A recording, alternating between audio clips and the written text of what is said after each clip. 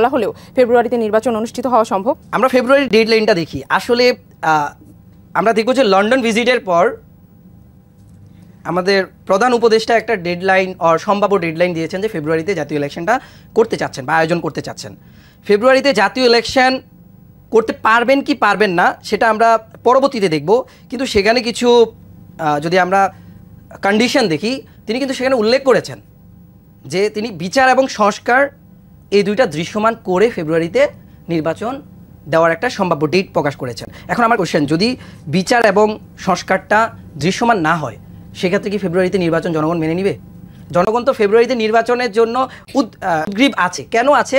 এখানে যেই তার কন্ডিশনটা ছিল যে বিচার এবং সংস্কার দৃশ্যমান করেই নির্বাচন দিবে। তবে আমরা আশাবাদী যদি দৃশ্যমান সংস্কার এবং বিচার দৃশ্যমান করতে পারে তাহলে ফেব্রুয়ারিতে ফ্রি ফায়ার ইলেকশন যদি লেভেল প্লেইং মার্ট যদি নিশ্চিত করতে পারে, জনগণ সেটার জন্য অবশ্যই ওয়েলকামিং করবে।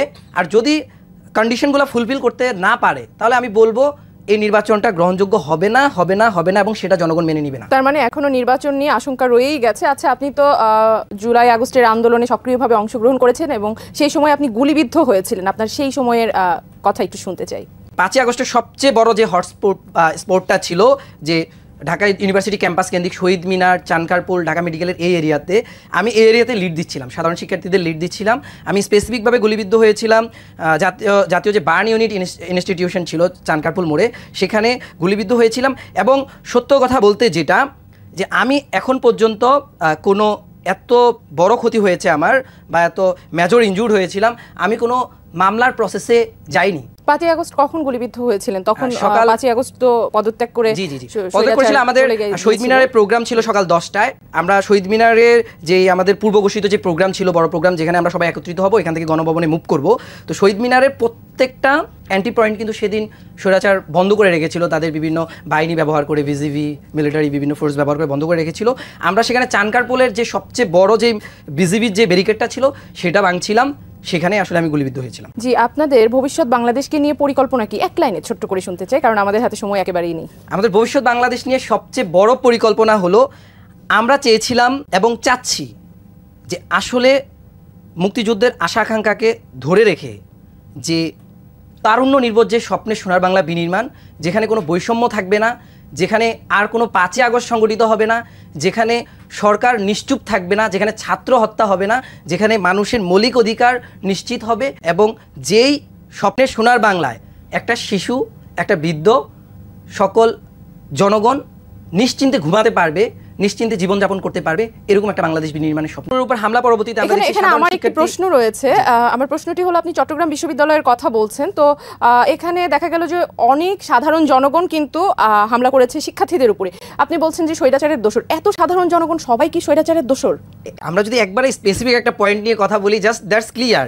আমরা ঢাকাতে যখন গণ অধিকার পরিষদের নেতাকর্মীদের উপর হামলা করেছে, সরকার কিংবা স্বরাষ্ট্র মন্ত্রণালয় থেকে বিবৃতি ছিল যে আইনশৃঙ্খলা বাহিনী আইনশৃঙ্খলা পরিস্থিতি নিয়ন্ত্রণের জন্য লাঠিচার্জ করেছে।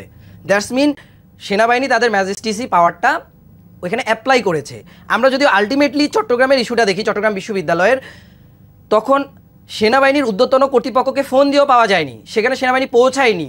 আমরা দেখব টানা সকাল থেকে বিকাল পর্যন্ত সেখানে বিশ্ববিদ্যালয় প্রশাসন কল করেছে, সেখানে ম্যাজিস্ট্রেসি পাওয়ার কেন অ্যাপ্লাই করা হলো না? আমরা কি এটা প্রশ্ন আসে না যে আসলেই তারা কোনোভাবে এটা স্বৈরাচারের দোসররা এখনও আইনশৃঙ্খলা বাহিনীতে আছে কিংবা তারা কানেক্টেড, তারা পরিস্থিতি ঘোলাটো করার একটা প্ল্যান নিয়ে আগাচ্ছে?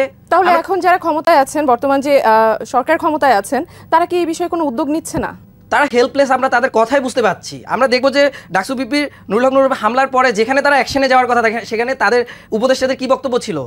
স্বরাষ্ট্র উপদেষ্টা তিনি তো মনগড়া বক্তব্য দিয়েছেন, তিনি এ বিষয়ে কিছুই জানেন না, বরঞ্চ তিনি মব সৃষ্টিকারীদেরকে ডমিনেট করার জন্য বা তাদেরকে নিয়ন্ত্রণে আনার জন্য তিনি বলছেন যে আইএসপিআর এ ধরনের ভূমিকা অবতীর্ণ হয়েছেন। অন্যদিকে আমরা দেখব যে আমাদের আইন উপদেষ্টা তিনি তীব্র নিন্দা জানাচ্ছেন, অন্যান্য উপদেষ্টারা নিন্দা জানাচ্ছেন। ওরা কি নিন্দা জানানোর জন্য এখনও গভর্নমেন্টে আছেন? তাহলে সাধারণ জনগণ কি করবে? আপনারা এই প্রশ্নগুলো করেন না? আমরা অবশ্যই প্রশ্ন করি। তাহলে আমরা বুঝতে পারবো যে এখনও আইনশৃঙ্খলা বাহিনী, এমনকি আমরা বলবো যে যেই এখন যে আমাদের সরকার ব্যবস্থা রয়েছে, ইন্টার্ম গভর্নমেন্ট রয়েছে, সেই গভর্নমেন্টও কোনোভাবে বা কোনো না কোনোভাবে অদৃশ্য হোক, সেটা দৃশ্যমান হোক বা ইন্টারকানেক্টেড হোক, তারা এখনো স্বৈরাচারের দোষদের সাথে কানেক্টেড আছে কিনা এটা জাতির কাছে, এটাকে খোলসা করতে হবে। কেন আপনারা হেল্পলেস? আপনারা বাংলাদেশের ইতিহাসে সবচেয়ে বেশি জনসমর্থিত আমরা যদি বলি সরকার, সেটা হলো ইন্টার্ম গভর্নমেন্ট, যেখানে just they have no opposition.